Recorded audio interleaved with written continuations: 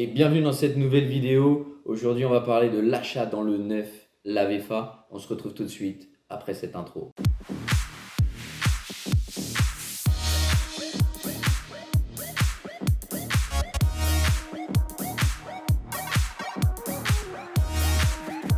Donc, merci d'être encore là. Donc, la VFA, vente en état futur d'achèvement. Je vous fais tout de suite un sommaire de ce qu'on va aborder dans cette vidéo. Donc, on va aborder le projet en lui-même, donc pour vous aider à le réussir, c'est-à-dire les critères que vous avez en termes de typologie, de localisation, du quartier. Voilà, on va vraiment rentrer un peu dans le détail. Ensuite, je vais parler des avantages et des inconvénients de l'immobilier neuf. Et n'oubliez pas de liker cette vidéo, de partager et de vous abonner surtout. Merci, on attaque. Donc on attaque le premier chapitre sur le projet en lui-même, parce qu'il faut savoir que ça peut être une véritable prise de tête. Il y a énormément de projets immobiliers neufs, de programmes immobiliers pour être précis en termes d'information. Pour le réussir, vous devez tout d'abord évaluer votre budget, faire le point avec un professionnel, donc soit un banquier directement, soit un courtier pour qui c'est le métier qui vous donne les informations réelles et surtout l'état du marché en termes de taux, d'emprunt, voilà, d'assurance, ce que vous pouvez obtenir et surtout une validation sérieuse de leur part. Parce qu'aujourd'hui, vous pouvez faire beaucoup de simulations en ligne, mais le mieux, c'est quand même d'avoir un avis professionnel. Comme ça, vous ne serez pas déçu par la suite. Bien sûr, vous pouvez comparer avec plusieurs établissements bancaires et éventuellement avec plusieurs. Alors, je préfère plus vous dire de passer par un courtier que plusieurs, mais si le service n'est pas au rendez-vous, éventuellement passer par un deuxième courtier.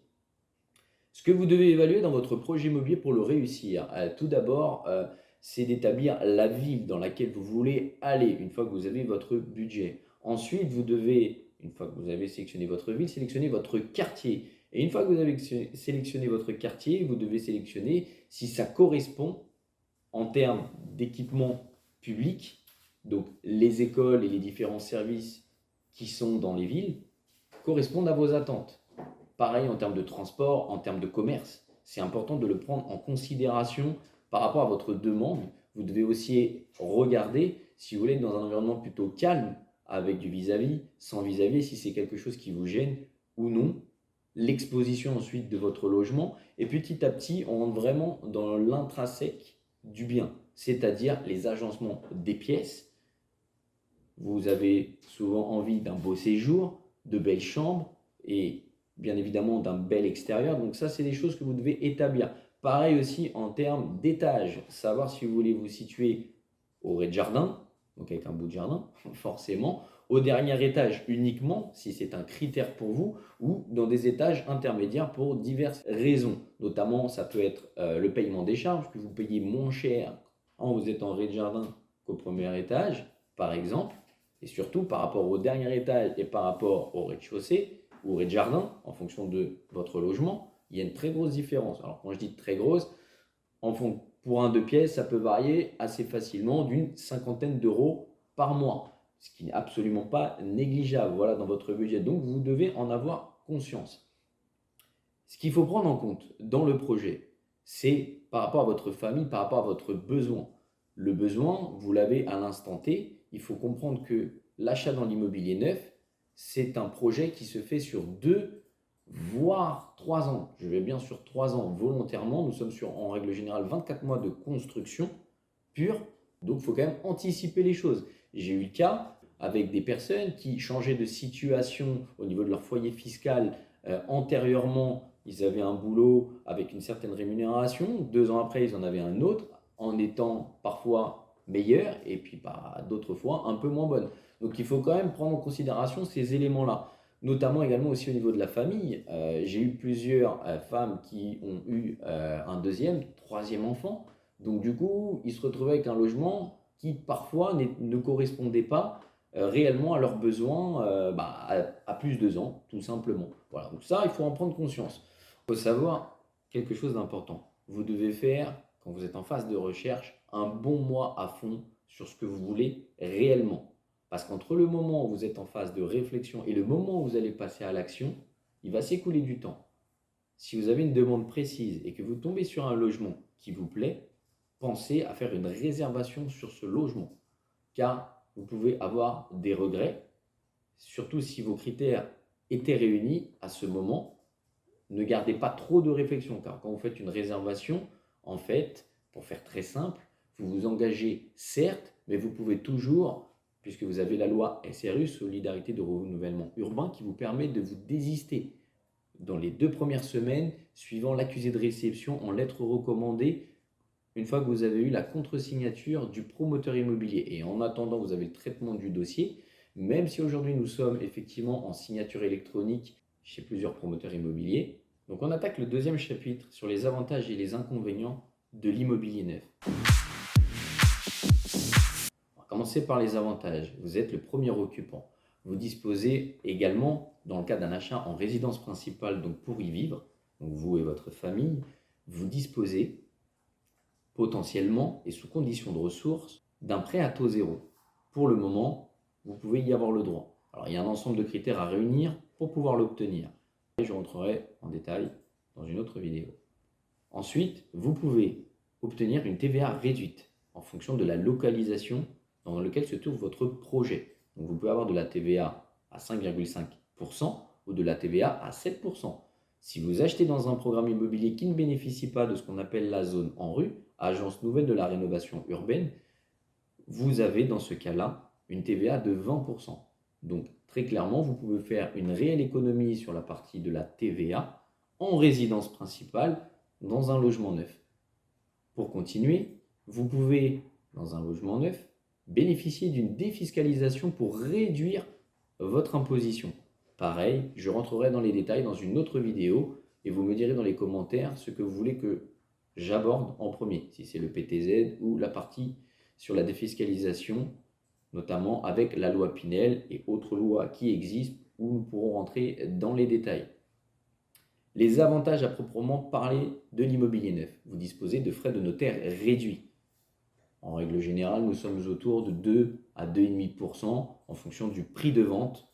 Plus le prix monte, plus le taux est dégressif. Ça, c'est un autre des avantages qui n'est pas négligeable du tout. De plus, chez certains promoteurs et en fonction des périodes dans l'année, vous pouvez bénéficier d'offres commerciales. Autre point sur lequel nous pouvons avancer, dans le neuf, vous faites des réelles économies d'énergie. Vous bénéficiez d'un confort acoustique et d'un confort thermique d'été. Vous bénéficiez, encore pour le moment, sur les derniers permis de construire qui ont été déposés, de la réglementation thermique de 2012. Et chez certains promoteurs, vous pouvez avoir un moins 10% dans le diagnostic de performance énergétique. Donc ce sont les étiquettes avec les notations, donc A, B, C, D, E, F. Quand vous achetez du neuf, vous êtes en A, dans la majorité aujourd'hui des projets immobiliers. Ce qui veut dire qu'en termes d'énergie, vous dépensez 2 à 3 fois moins qu'un logement qui est énergivore classé en G et qui, des années 1970, vous aurait peut-être coûté 200 € par mois, par exemple pour un 2 pièces, ne vous coûtera plus que 70, 80 € en fonction de la superficie de votre bien si nous prenons par exemple un 2 pièces. Et bien évidemment, il y a aussi le critère par rapport aux charges de copropriété qui rentrent en ligne de compte, de la taille de la copropriété et des différentes parties communes que vous utilisez dans votre logement. Autre point que vous pouvez avoir en termes d'avantages dans le neuf, ce sont l'ensemble des garanties. Vous avez des garanties décennales, enfin une garantie décennale, donc 10 ans sur la partie de la structure, du gros œuvre, donc des fondations, voilà, tout ce qui est lié directement à la structure de l'immeuble. Ça, c'est non négligeable non plus. Vous savez que pendant 10 ans, en cas de sujet, le promoteur interviendra via son assurance pour pouvoir résoudre le désordre.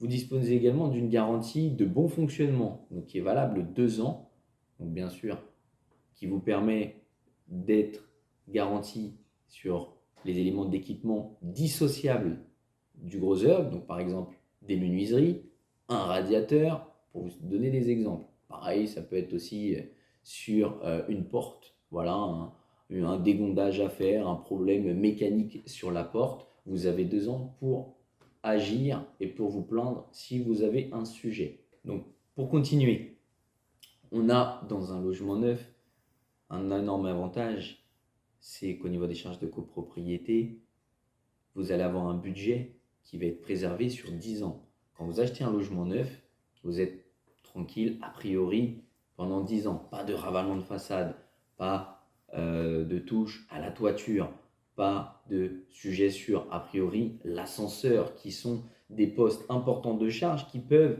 quand vous achetez par exemple de l'ancien, avoir un impact sur votre quotidien au niveau de votre mensualité, surtout quand vous remboursez un crédit. C'est un élément très important pour moi à prendre en considération.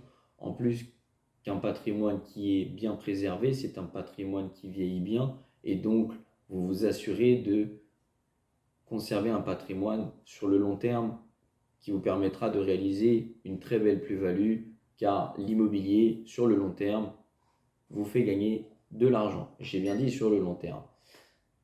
Autre point important, vous pouvez, quand vous achetez un logement neuf, bénéficier de travaux modificatifs acquéreurs. Vous décidez des prestations, des différents coloris en fonction des différents promoteurs. Vous avez des gammes qui vous permettent de choisir ce que vous souhaitez dans votre logement. Rajouter des prises, changer la taille de vos carreaux de carrelage, la couleur bien évidemment, et tout un ensemble de modifications et d'options qui sont disponibles sur un catalogue et en fonction des projets des promoteurs immobiliers.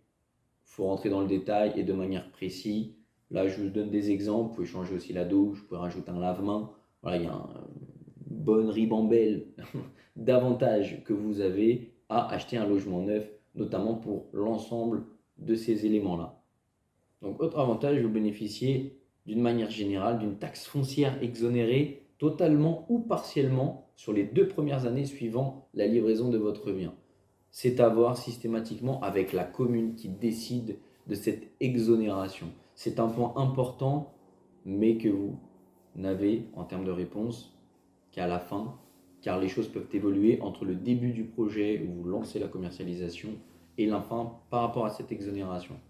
Ce qu'il faut savoir dans un projet immobilier neuf, c'est que vous payez par appel de fonds, donc en fonction de l'avancée des travaux. Pareil, vous verrez directement dans les commentaires, éventuellement dans un fichier, les différentes tranches que vous avez là-dessus.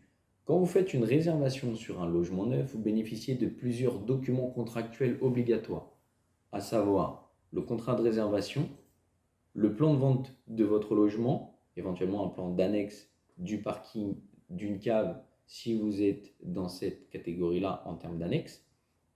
Vous disposez d'un plan de masse qui est obligatoire à la signature contractuellement de manière générale, mais certains promoteurs ne vous le font signer qu'à partir de 5 bâtiments dans leur projet immobilier.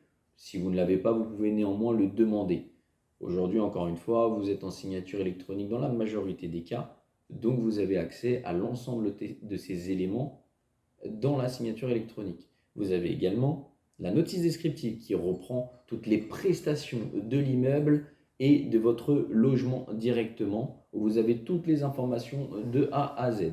Bien évidemment, au début du projet, vous avez une notice descriptive qui est sommaire. Quand vous arrivez en acte authentique chez le notaire où l'établissement du règlement de copropriété a été fait, vous disposez d'une notice descriptive beaucoup plus complète. Par la suite, ce qu'il faut prendre en considération, c'est l'état des risques et pollution. Donc, c'est un document qui est gratuit, que vous pouvez consulter en mairie, qui vous permet de voir si vous êtes dans une situation au niveau de votre immeuble de zone inondable, de zone de sismicité, d'aléas d'argile dans certains cas. C'est important de prendre considération de ce document qui est, encore une fois, contractuel et dans la signature électronique. Vous disposez également, lorsque vous faites un achat dans l'immobilier neuf, d'une obligation, de manière générale, de verser un dépôt de garantie qui peut aller de 2 à 5% ou à moins, puisque le promoteur peut choisir intégralement le montant de ce dépôt de garantie. Ça peut être 500 € symboliquement pour représenter un engagement vis-à-vis de vous en tant qu'acheteur et un engagement de sérieux pour le professionnel. Maintenant, on va attaquer les inconvénients d'un logement neuf. Les inconvénients, c'est la durée. Il faut attendre que la construction se fasse. Comme je vous l'ai évoqué, il faut attendre 24 mois, en règle générale, voire plus, pour habiter dans votre logement. Ensuite, ce qu'il faut également prendre en compte, c'est que le prêt à taux zéro que je vous évoquais est sous condition de ressources.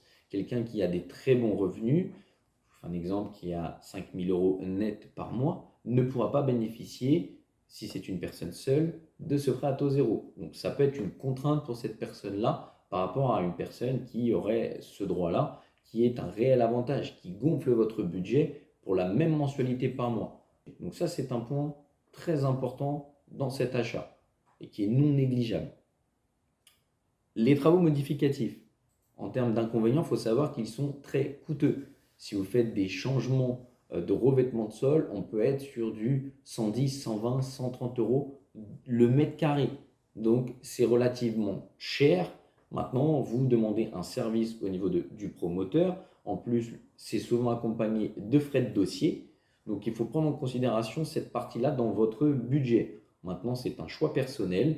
Vous pouvez éventuellement faire des travaux par la suite une fois que vous emménagez, mais c'est un confort si vous le faites faire par le promoteur et en fonction de votre demande, il y a des demandes qu'il faut faire au moment de la construction, notamment des déplacements de cloisons et autres qui se font. Et là, par contre, effectivement, il vaut mieux demander au promoteur de le réaliser. Donc maintenant, un autre des inconvénients, entre guillemets bien sûr, c'est le prix de vente. Parce qu'entre de l'ancien et du neuf, on a en général entre 15 et 20%. Tout est analysé au cas par cas en fonction de votre secteur, en fonction du quartier dans lequel vous avez acheté. Si vous êtes en TVA réduite pour de la résidence principale, donc 5,5 ou 7% si vous y avez le droit. Si vous avez également le droit au prêt à taux zéro qui peut largement faire une compensation entre les deux prix de vente par rapport à votre mensualité de crédit.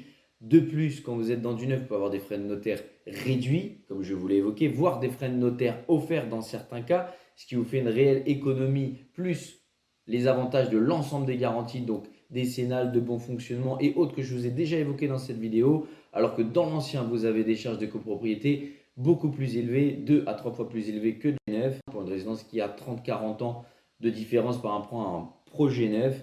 Vous avez également les diagnostics qui sont complètement différents. Vous êtes tranquille dans le neuf, il faut en avoir conscience. Ça fait une différence. Les frais de notaire dans l'ancien, vous êtes à 7 à 8%. Vous avez également potentiellement une agence immobilière, donc un intermédiaire dans de l'ancien où il y a des honoraires que vous devez payer. Et quand vous comptez toutes les choses de bout à bout, vous vous rendez compte qu'au final, vous n'êtes pas si loin. Surtout que le budget travaux et rafraîchissement dans de l'ancien peut vite grimper. Il ne faut pas croire qu'on fait toujours des économies avec les travaux, surtout quand on les délègue. Merci d'avoir regardé cette vidéo. J'espère que vous avez appris des choses. Petite citation de la vidéo du jour. Prenez les bonnes décisions. Le temps vous donnera raison. À bientôt pour de nouvelles vidéos. Ciao!